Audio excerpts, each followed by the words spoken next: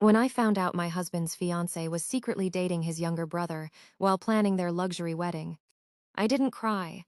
I smiled, signed the divorce settlement, and disappeared to the south of France before his family could watch me break.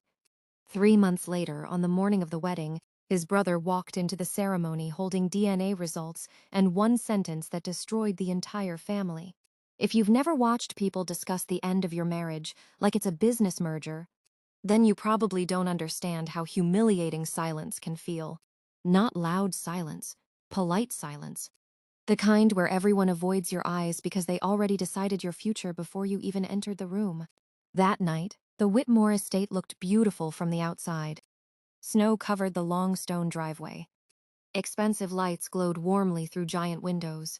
Staff carried silver trays through the halls while soft piano music played somewhere in the background. Inside, it felt like a funeral nobody admitted was happening. I sat at the far end of the dining table wearing a black dress Sebastian once claimed was his favorite. Funny how men stop noticing the women they love right before they destroy them. Sebastian Whitmore sat beside Vanessa Hale, his 26-year-old interior designer. She wore cream silk and nervous eyes. One hand rested protectively over her stomach the entire evening, like she was already rehearsing motherhood. Across from them sat Sebastian's parents, Richard and Eleanor Whitmore, looking calmer than people should during a conversation, capable of ending a 12-year marriage. That calmness told me everything. They already accepted her, and they already erased me. "You've barely eaten, Claire," Eleanor said gently while adjusting the diamond necklace resting against her throat. I looked down at my untouched plate. "I'm not very hungry." That part wasn't a lie. Sebastian finally cleared his throat beside Vanessa. The sound immediately tightened something cold inside my chest. "Claire," he said carefully. I hated how softly he said my name. Like kindness could soften betrayal. "What is it?" I asked. Nobody answered immediately. Outside, snow drifted slowly across the lake behind the mansion. Then Vanessa spoke quietly. "I'm pregnant." There it was. Simple, clean, brutal. I looked directly at Sebastian. He couldn't hold eye contact longer than 2 seconds. Good. At least guilt still existed somewhere inside him. Eleanor immediately reached for Vanessa's hand. "We only recently found out," she explained softly. "And they're twins?" Twins? The word landed heavily across the table. I spent years enduring fertility treatments, surgeries, hormones, specialists, and heartbreaking appointments, while the Whitmore family pretended patience. But patience disappears quickly in wealthy families, obsessed with legacy. Suddenly, the younger woman carrying twins became a miracle, and I became history. Sebastian rubbed both hands together nervously. "I never wanted this to happen like this." "That's usually how affairs work," I answered calmly. Richard Whitmore sighed quietly into his wine glass as if my marriage collapsing had become emotionally exhausting for him personally. Then Eleanor slid a folder slowly across the table toward me. I stared at it without touching it. "Divorce papers?" I asked. "Yes," she said softly. Sebastian leaned forward immediately. "You'll be financially protected." That sentence almost made me laugh, because the cruel irony was that I helped build most of the Whitmore fortune they were now using to remove me quietly. When Sebastian launched his architecture firm years earlier, he nearly buried himself in debt after multiple failed contracts. I used my background in commercial real estate to help stabilize the company, negotiate investments, and prevent disasters he never even knew existed. But successful men often rewrite history once they stop needing the women who help them survive. I opened the folder carefully. Settlement agreements, property divisions, confidentiality clauses, non-disparagement contracts. Everything perfectly organized, which meant this wasn't spontaneous. They planned this for months while Sebastian still kissed me goodbye every morning, pretending our marriage remained alive. "You already transferred assets," I said calmly while reading. Sebastian froze immediately. Tiny reactions always reveal truth faster than words. "I had lawyers preparing for possibilities," he answered too quickly. I finally looked up. 12 years together and you still underestimate me." Silence filled the room. Vanessa shifted uncomfortably beside him. Good. She deserved discomfort. Eleanor folded her hands carefully. The settlement includes $3 million, the Aspen property, and complete ownership of your private investment accounts. Vanessa looked stunned hearing actual numbers attached to my disappearance. I signed the papers anyway, right there at the dinner table. No tears, no screaming, no dramatic breakdown, just one signature after another. When I finished, I slid the folder back toward Eleanor. Then I picked up my wine glass and looked directly at Vanessa. Congratulations. Nobody moved. Sebastian looked horrified. I think that frightened him more than anger would have, because calm people become unpredictable. That night, I packed one suitcase and left before sunrise. No final speech, no emotional goodbye, just exhaustion. Around 4 in the morning, while sitting alone inside the airport lounge waiting for my flight to Nice, my phone vibrated with an unknown message. No greeting, no name, only one sentence. If I were you, I'd ask why Vanessa spent so much time with Sebastian's brother. I stared at the message for a very long time. Then slowly I smiled. 2 days later, I arrived in the south of France, carrying emotional numbness disguised as freedom. My apartment overlooked the Mediterranean Sea near Nice. Every morning sunlight spilled through giant windows onto white stone floors, while distant boats drifted across blue water like paintings. People imagine escape feels exciting immediately. It doesn't. At first, freedom feels empty. Too empty. For weeks I walked alone through coastal streets, trying to understand how 12 years disappeared so cleanly. The worst part wasn't even the affair anymore. It was realizing his family helped orchestrate my replacement while smiling in my face for months. That kind of betrayal changes something permanent inside you. One evening I sat outside a small restaurant overlooking the harbor when Sebastian finally called. His voice sounded exhausted immediately. Thank you for answering. I stared toward the water. You moved money before telling me about the pregnancy. Silence.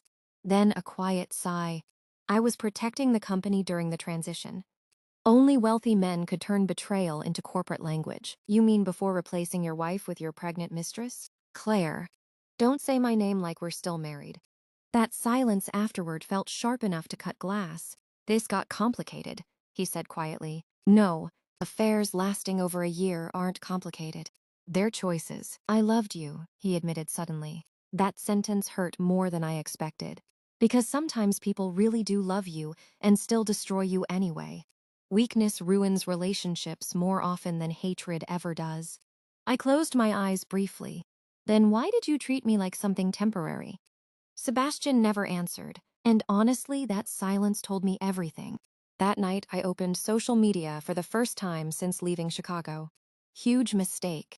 Vanessa had already posted engagement photos.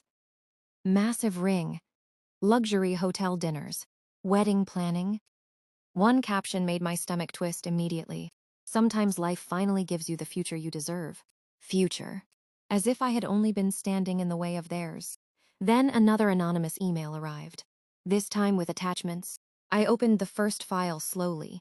A blurry photograph showed Vanessa kissing another man outside a private gym downtown. My chest tightened immediately. The timestamp froze me completely. The photo was taken during the same month she supposedly conceived the twins. I opened the next attachment. Text screenshots, then another, and another. At the bottom of the email sat one final sentence. Your ex-husband isn't the only Whitmore she's been sleeping with. For several seconds, I couldn't breathe properly. Then I noticed the name attached to multiple messages. Ethan Whitmore, Sebastian's younger brother. I stared at the screen while waves crashed softly somewhere beyond the balcony doors. Suddenly, everything started rearranging itself inside my head. Ethan attending every doctor appointment. Ethan constantly helping with wedding planning. Vanessa acting strangely nervous whenever both brothers entered the same room together. At the time, I ignored it. Now, not anymore. The next morning, I called Adrian Cole, former corporate investigator, current private intelligence consultant, and one of the smartest men I knew. What do you need? He asked immediately. I need the truth about someone, I answered. Your ex-husband? No. Pause. His fiancée. Adrian stayed quiet briefly. That bad? I don't know yet. 3 days later, he called me back, while I sat beside the sea drinking cold espresso under gray skies. His voice sounded grim. Claire, this situation is uglier than you think. My stomach tightened instantly. What did you find? Vanessa's been involved with both brothers. I closed my eyes slowly. Does Sebastian know? No. And Ethan? Another pause. Oh, Ethan definitely knows. Cold wind moved through my hair while distant gulls screamed above the harbor. Adrian continued carefully. There's more. Ethan recently paid for a private DNA consultation. That sentence changed everything, because suddenly I understood the panic underneath Vanessa's perfect social media performance.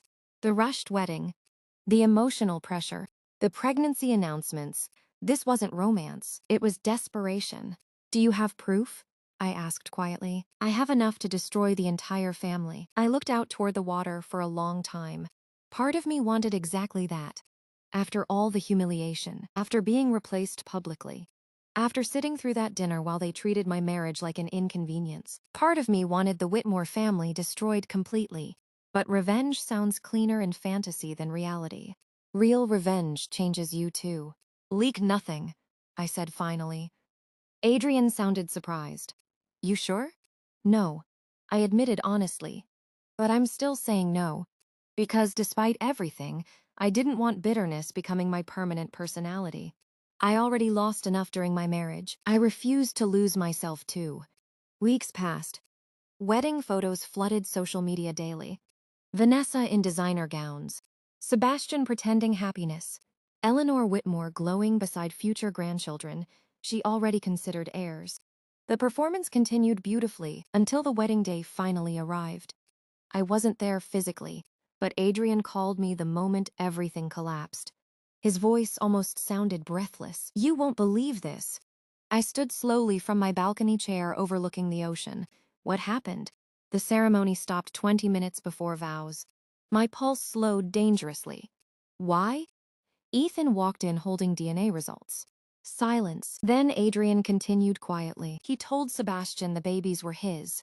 For several seconds, all I could hear was wind moving across the Mediterranean. What did Sebastian do? Apparently, the entire church froze while Ethan admitted the affair publicly in front of both families. Wedding guests, business associates, and half of Chicago society. Vanessa started crying immediately. Sebastian punched his brother hard enough to split his lip. Eleanor nearly fainted. And Richard Whitmore reportedly screamed at everyone inside the church while guests recorded the entire disaster on their phones. But the worst part came afterward. According to Adrian, Sebastian kept shouting the same sentence repeatedly while security dragged Ethan outside. Why weren't the babies mine? Not why did you betray me? Not how long has this been happening? Just pure disbelief that he destroyed his entire life for something that was never truly his to begin with. That was the moment I finally understood something important. Betrayal eventually consumes everyone involved, not just the people who get hurt first. After the call ended, I stood alone beside the balcony, watching sunlight disappear slowly across the ocean. And for the first time in a very long time, I felt free.